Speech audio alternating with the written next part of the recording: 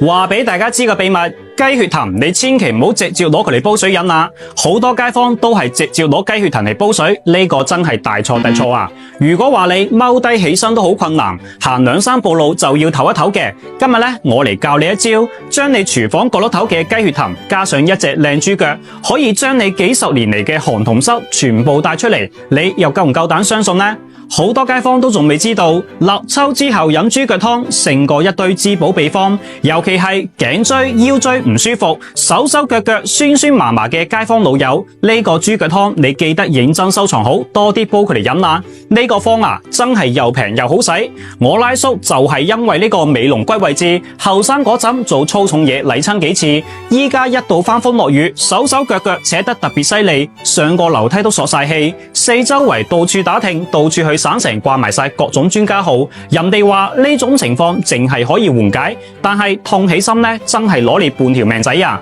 呢種情況持續咗好多年，後嚟我哋村嘅一位老先生同我拉叔分享咗一個老方法，就係用豬腳搭配埋呢4種食材一齊嚟煲湯飲，細都估唔到飲咗幾次之後，我拉叔成個人都醒神晒，手手腳腳全部翻晒嚟，依家每個禮拜都要同班老友記爬下白雲山，游下丹水坑咁，成個人睇起身都零舍唔同啊！今日呢，我最後一次無償咁將呢個方法免費咁分享俾大家，記得點個唔使錢嘅小紅心收藏起嚟，唔小心劃走咗就真係再都搵唔翻啦。方法其實好簡單，首先去街市買隻靚豬腳翻嚟，跟住準備好呢4種食材。第一個雞血藤，佢可以通經絡活氣血；第二個海風藤，有咗佢輕鬆同風咩濕講拜拜。第3個桂枝，佢可以消下腫止下痛。第4個生甘草，就好似佢條名咁，生甘活絡最拿手。呢一個係傳承咗1000年嘅方子，我哋老祖宗稱之為生藤湯。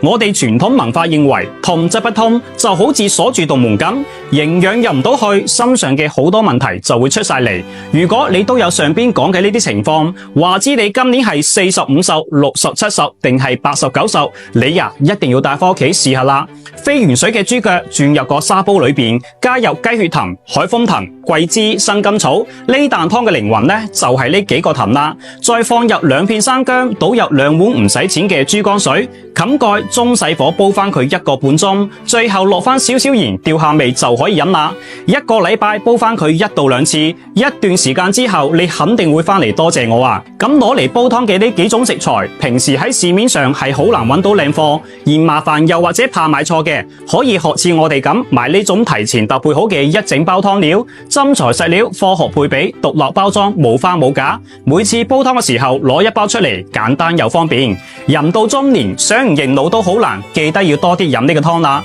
真心推薦俾屏幕前嘅咁多位有需要嘅街坊老友，可以點我頭像，下邊櫥窗就有同款喺度等緊你。趁住廠家仲有活動，嗱臨帶返屋企試下啦。